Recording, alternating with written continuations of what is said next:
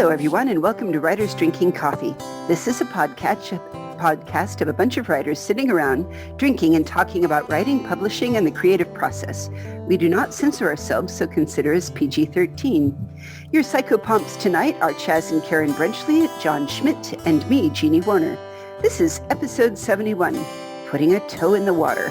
We are gathered here to talk about openings and beginnings and the best first lines we ever read and what they did for us and how to use a first line and the Karen thought maybe you should put into a first line.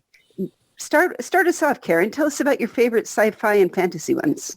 So I've got a few here that I find they're just so evocative when you will know what they are just by hearing them or who they're from.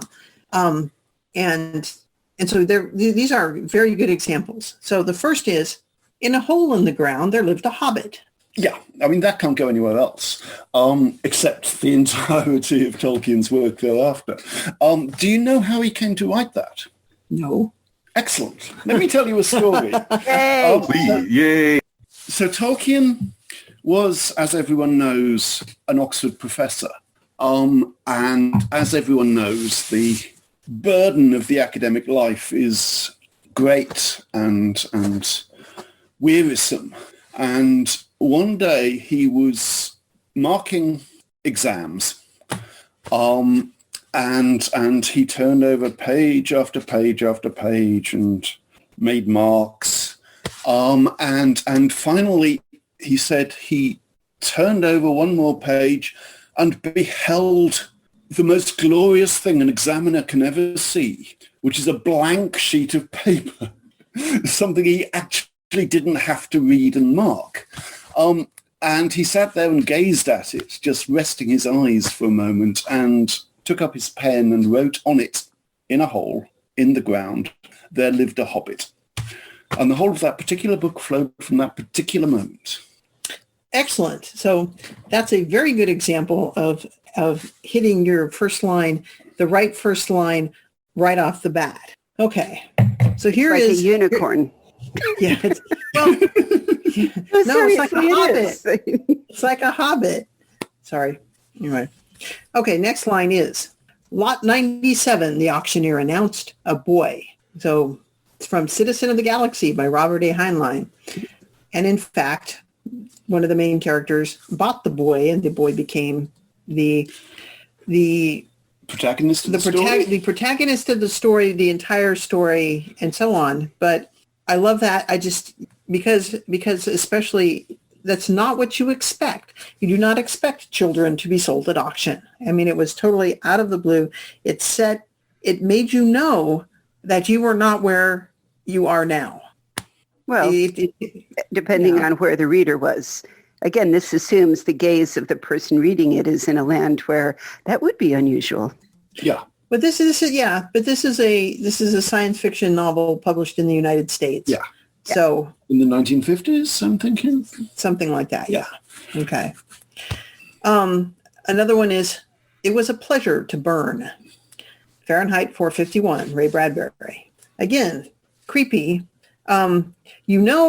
Because it's a science fiction novel, that because it's going to have ace paperback or something like that. I mean, or spaceships on the cover or whatever. So at the time it was published, you knew it was a science fiction novel. It wasn't, a modern day. But the first line beautifully tied in with the title too. Yes. Yes. I mean, you didn't know. I mean, many people don't know what Fahrenheit 451 may or may not represent in any way. But Nobody knew that before he published the book. The temperature at which paper starts to burn, nobody knew, except people who actually burn paper professionally. And measured it. Exactly. Yes. And so, that was beautifully done. I mean, it's Ray Bradbury. He can do beautiful things. He just is. He's allowed. He's just gorgeous. He's allowed to be better than we are. Damn it. He's not listening. You don't have to flatter him. But it's still true, even though he is no longer listening. If you're going to flirt, I'll flirt with a dead person. If you're going to flirt with a dead person. No, so you do not know of the song and the video that was made before his death. So if there's children in the room, cover your ears. I want to fuck you, Ray Bradbury. You're not and it was a video and it was dancing and he loved it. They showed it to him. It's a lovely song. It's beautiful. It's just beautiful. So anyway, moving on. It was a bright, cold night in April and all the clocks were striking 13. 1984 by George Orwell. And again, it's a subtle, I like this one because it was a subtle thing. It was a slightly thing. It's just things are slightly off because, Yeah. I mean, I was a teenager in England in the 1970s when I first read this at school. And, we had 24-hour clocks, but obviously none of them struck 13 because that was a different kind of clock. The clocks that strike only strike 12.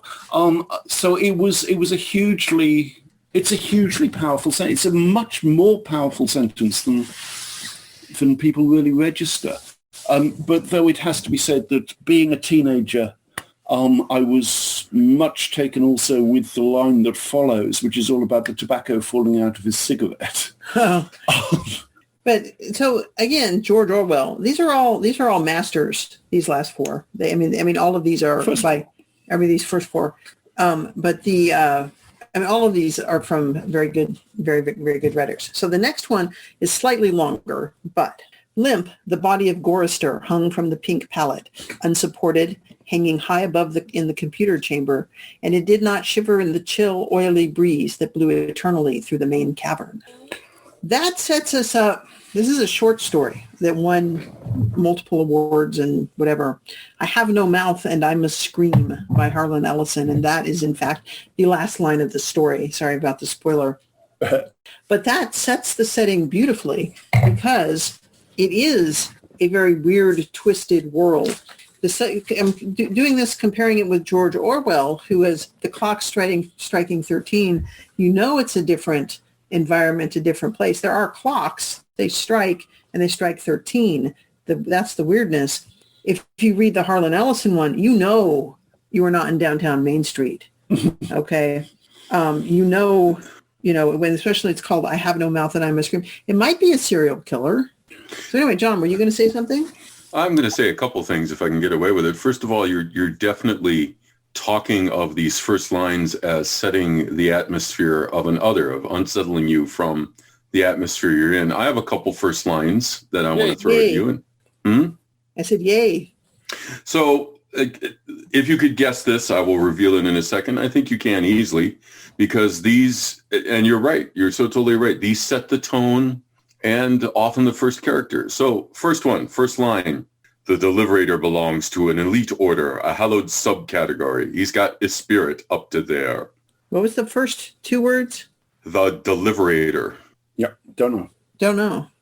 Second and third lines. Right now, he's preparing to carry out his third mission of the night.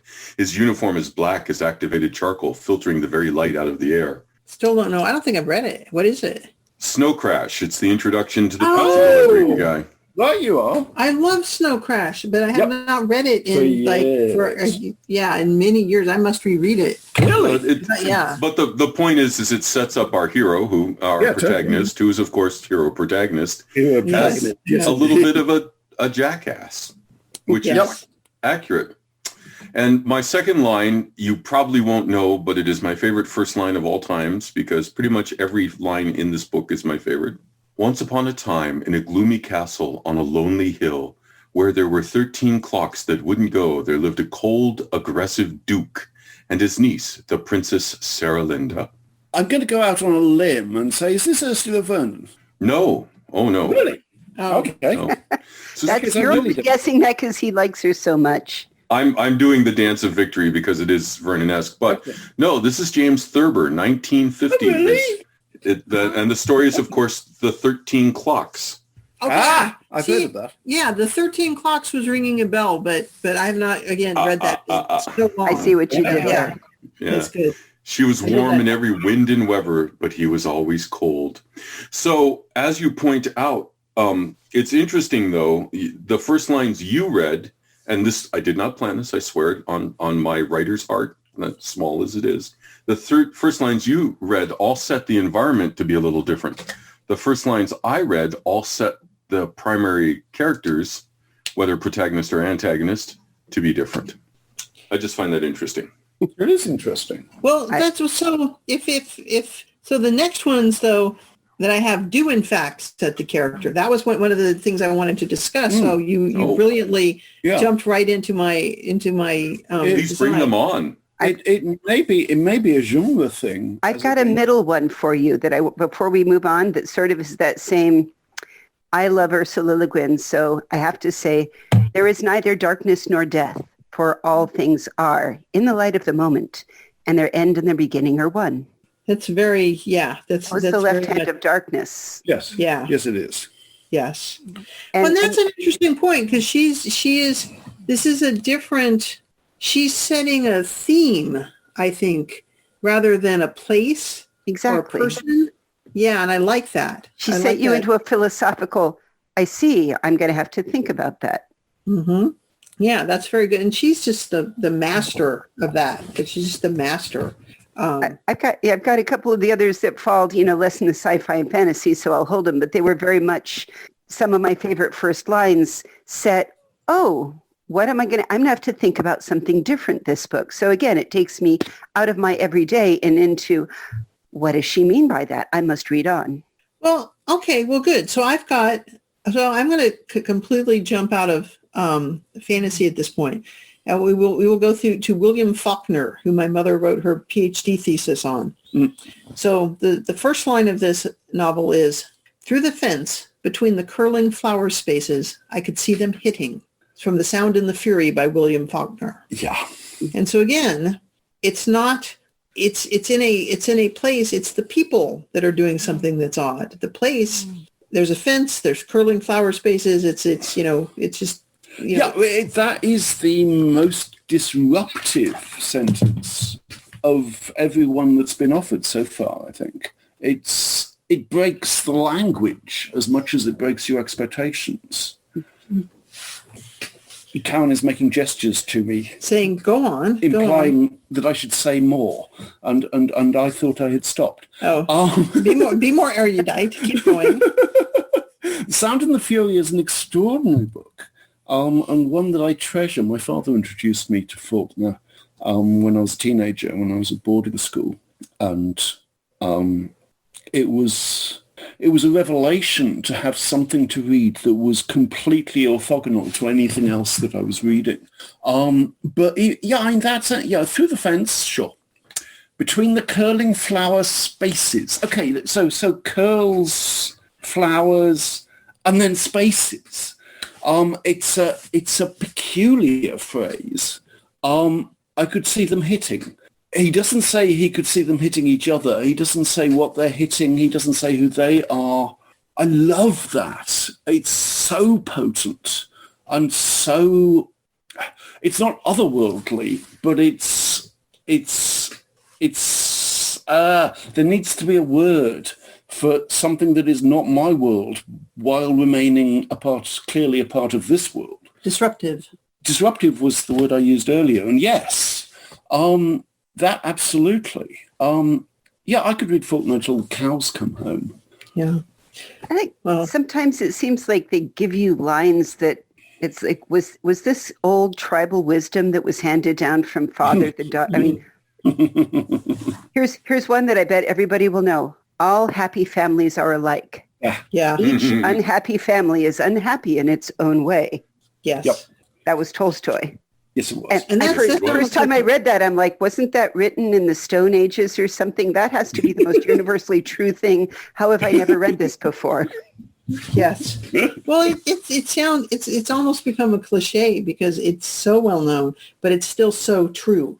I mean, you read that and you think, oh, Aunt Martha, yeah, and oh yeah, and oh Dad, and and things like that. It's like, oh, so yeah, that's a brilliant one.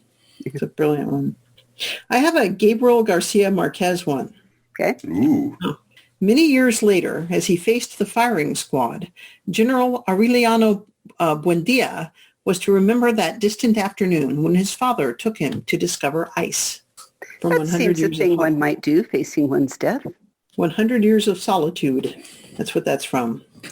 So have any of you read this? I just encountered this and said, wow, now I want to read it, but it's, but that's one of the pieces, isn't it? You want it to be the hook. What demands that the reader read more? This is why I suck at first lines. I'm still trying to get better at them. Okay. See, I have a whole sheet here of my own first lines. Yay!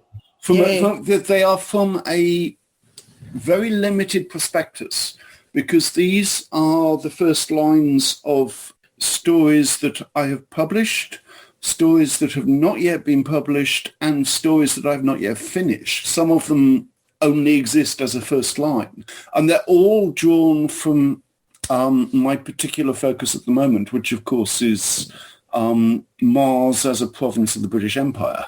And I don't know, you see, I'm not embarking on a story with the goal of a first line that will hook a reader. I'm embarking on a story with the goal of a first line that will hook a writer, who is me, so that I want to go on writing the story. I don't know what the story is, ever. If I have a title and a first line, then I'm good to go. If I don't have a title, meh.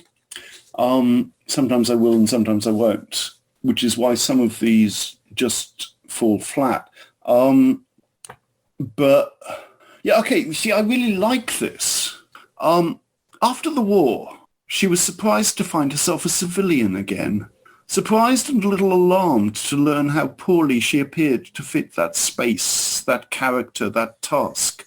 The whole had been rounded, it seemed, while she herself had been squared.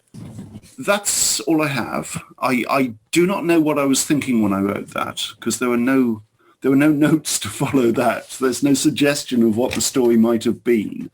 And there wasn't a title. It sounds like something like the start of the Bletchley Circle, because immediately I think of all of the women who had meaningful occupational jobs where they used their brains and exciting things, and hello, housework. Yes, no, absolutely. I'm sure that's what I was thinking, but I don't know where I was going. And without a title or any other help, it hasn't gone anywhere else so far, but who knows? It sounds to me like not Molly's, but the other one, the other bar. She's someone who's going to walk into the bar. Okay, duly noted. Huh. Then there's Never Did a Man Hanged See Such a Funeral.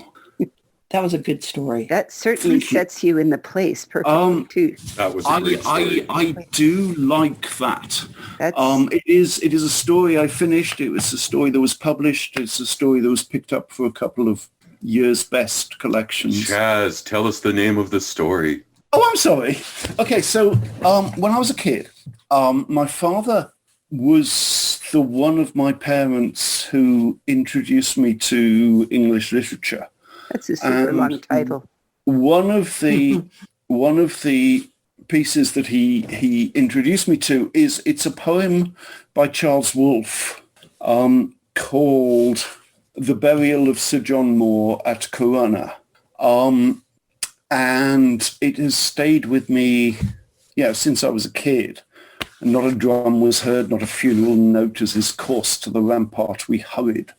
But I was thinking about that, I guess, and I was thinking about Mars, and this is a story called The Burial of Sir John Moore at Cassini. Cassini being the crater city. It's a city built around the crater, and the water falls down to a pool below, and in the pool below is an island, and that's where the English bury their dead. Because that's what Mars is like. And I don't remember at this time how this whole notion came to me of a man who could be both hanged as a traitor and celebrated in burial. But there he is. And I really, I like that. It was the first of my Mars stories to be published, and I really like it. And I recommend it. It's an excellent story, and I recommend it. And we'll have to put it in the link so other people can find it. Sure. It reminds me of the Chinese legend that they did a movie of the the one who betrayed, he was a betrayer. He was sent to kill the king, but he didn't. And they all shot him full of arrows and then gave him a hero's funeral because he had to die. But right. Yeah, no, absolutely. That is very much the principle here, though it's complicated. And I'm not going to explain it because I'd spoil the story. Yes. So there's that. right. And then okay, so there are 3 principal cities on Mars, in the province of Mars. New Victoria is all politics and bureaucracy, claret and cognac, the very core of empire, off-world imports and not even imperial products, which is actually rather the point. Cassini is art and aristocracy, port and champagne. Ditto, ditto. Marsport, though. Now. Marsport is gin. The most democratic of drinks, the most democratic of cities. I love that thing where you give a city a character. And if you have a limited number of cities to play with, you can play with that to an extent that when you're dealing with the real world, you're not quite so free because all the cities on Earth have been established for a long time and they're all rather more various. But on Mars, I can keep things tolerably separate because it just takes time to fill a planet. And the whole thing about Marsport and gin came out of a completely different story. But I love, Marsport is it's the first city of Mars. It's the rough city of Mars. It's where everybody comes first, and then they all split off to other destinations. But Marsport is a place you pass through unless you're one of those people who chooses to stay. Home is the place where if you have to go there, they have to take you in. Yes, exactly that. I have another story which is still currently... the bit I just read about claret and cognac and so forth, that is, again, it's just a snatch. That's all I've got. I do not know where that is going, if it's going anywhere at all. But this other story... He said snatch. Yeah, I did. I'm sorry. I've been drinking wine here. This is great. Me too. But he's British. He's allowed to say snatch. Onward. I am allowed to say snatch. It doesn't mean to us what it means to you, though we know what you mean when you say it. Not people. I have this whole unfinished, but actually quite long at this point, story called Roni de Vere and the Traveller in Gin. You see, there's gin again. And the opening line of that is, Marsport is hell, he said, and all the devils of England have made their squalid nests there. Which is another view of Marsport. I love like Marsport. It's the city I write about all the time because it's the rough one. Yeah, that's something that that's one of the things that opening. It's who stories are what, who, what, when, where, why, or whatever. This we've been talking about. That is an approach to how you want to start your story is what you want to focus on, and these are focusing on where, but it also gives it a who. The where becomes a who as well, and that adds so much depth to the rest of the story, even as the human characters go around about in it. Yeah, there may be an instinctive science fiction stroke fantasy thing in play there, where you feel you need to establish where you are before you start establishing who is there. I want to muck with this because in the same way, there's a first line from a very famous book, and you'll know immediately the book, and you know immediately he wrote it just by the way the words fit together, but I'm going to change it and see if you know who I'm mocking. That's cheating. We were somewhere around Marsport at the edge of the crater when the drugs began to take hold. Now that's true gonzo journalism. Yes. Yeah, it is. Yeah, it is. Fear and Loathing in Mars, in I Marsport. think would be... Phobos and Deimos and the orbit thereof. That's right. There I was, lying flat on my back as Demos was high overhead. How did I get here, I wondered. You see, you know at that point that this is gonzo journalism because he's coming in from outside, because nobody on Mars talks about Phobos and Deimos. Because it's not part of the British Empire. They were lost to the Russians in the war. Damn their eyes. So we do not talk about them. But you see what I mean, though? It has I was starting absolutely. There's the first line of something, and it reminds me of music, because there are some songs and some guitar players that, even if you've never heard the album, you've never heard the song, you can say, that's God's own guitar player right there. That's Dave Gilmour. Or, oh yeah, this is a Hendrix song, and I just know it the way that starts, the way, if you think about, what was her name? It is a truth universally acknowledged that... Jane Austen. Jane Austen. Exactly. And each of those is taking, sort of saying, just the way the phrase has gone becomes its own piece over and over again. As you can find a phrase and you run with it, but it'll always have that original, the door resembled nothing so much as an open salami sliced in half with pieces. Right. Yeah. Yes. Well, that's part of what literature is, and poetry as well. It's an ongoing discussion between the writers back and forth. No, absolutely. A genre is a conversation. Any science fiction book is in conversation with the books that came before, and indeed those books that are going to come after, though we don't know what they are. But it is also true. Openings are difficult. Some people, not me, express a fear of the blank page, a trouble with beginning. I don't have that. But what I do have is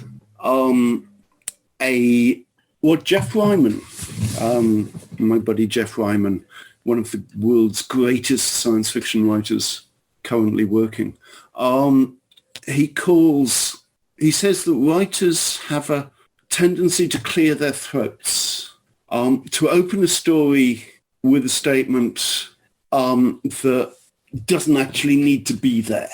And I do that all the time. And sometimes I hang on to, I have one story which has 3 separate beginnings, one after another. And Jeff, had he had control of it, would so have stripped away at least 2 of them, and probably all 3.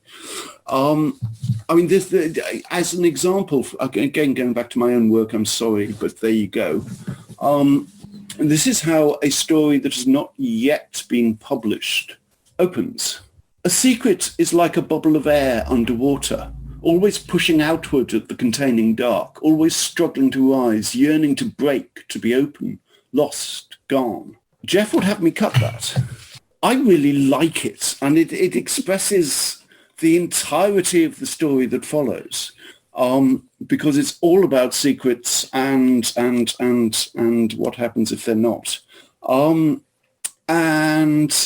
But is that giving away the end of it versus is that like... Yeah, but Bradbury tied it to the title, or take you into the moment. But we go. I mean, you. If you worry about giving away the ending, then you go back to Harlan Ellison. I have no mouth and I must scream. That's the ending. That's the last line, as Karen pointed out earlier. It is not always a bad thing to give the reader a hint at the start where the story is going. I do not worry about spoilers. This is literature we're talking about. It's not about, gosh, I surprised you there, didn't I?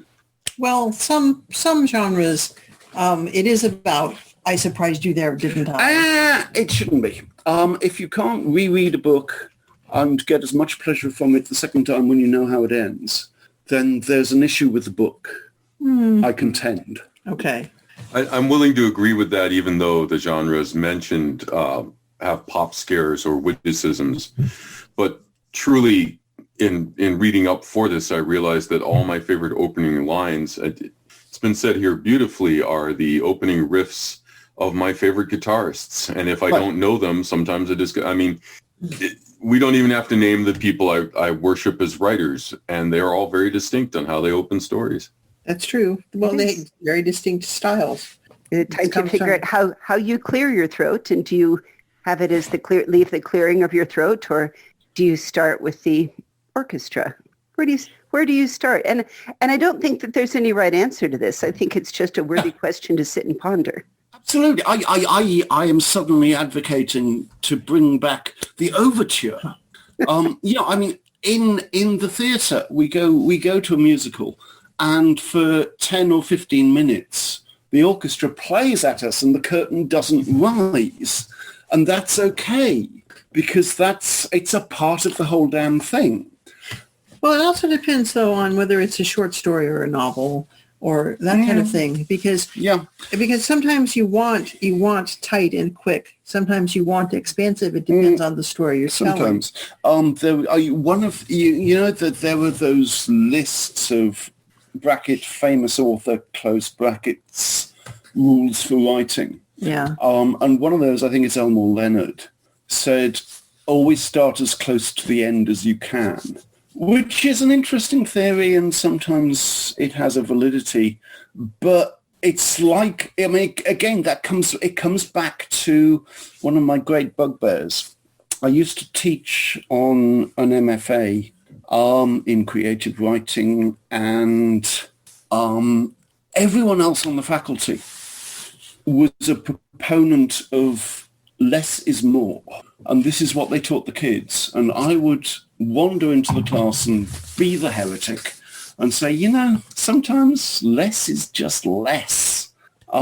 Sometimes you need the divagations, the burgeoning, the strength of an upbuilding. It was the best of times. It was the worst of times. Right. It was, absolutely. Is the longest freaking opening that doesn't get to the point ever, and yet it's wonderful. You remember it. It does.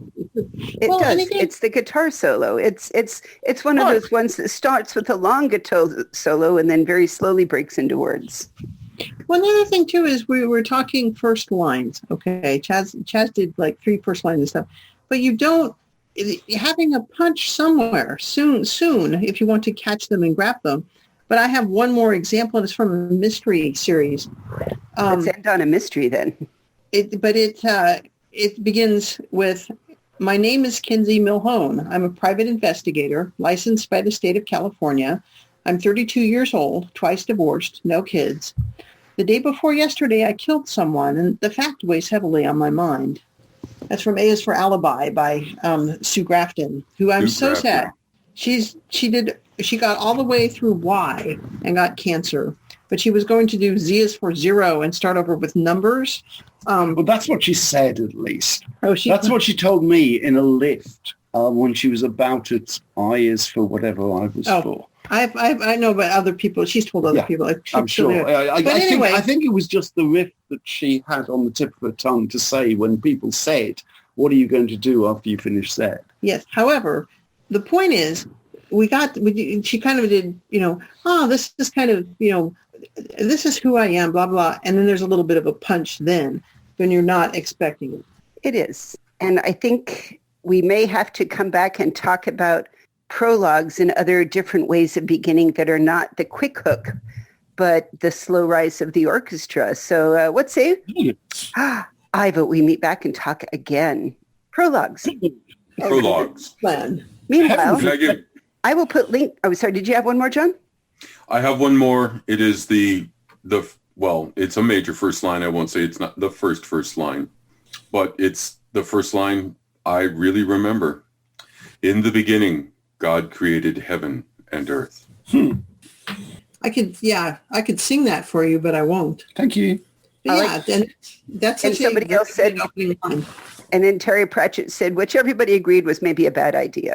Oh wait, that wasn't Terry Pratchett. Yes, Adams. Yes, that's Douglas Adams. But yeah, I mean that's a very good point. That's a very good point, John. Well, we'll put links to all of these stories and novels that we of course think you should all read on our website, which is www.writersdrinkingcoffee.com. You can also find us on Facebook and Twitter. We answer email. Please reach out and let us know, what are your favorite first lines? Do you regularly win the game library? You've been listening to Writers Drinking Coffee, a labor of love and enthusiasm put together by the hosts. Our main web support magic is brought to you by Deirdre McGaffey-Schween, and our sound engineer and backup web spider is Dave Welsh. Our intro music is Pretty Maid Milking a Cow, and our exit music is Breakfast with a Morning Person, both by Michael Engberg. You can hear more from Michael Engberg on manyhatsmusic.com. Our podcast sponsors are Jackal Designs and the Bean Scene in downtown Sunnyvale. And hey, thanks for listening.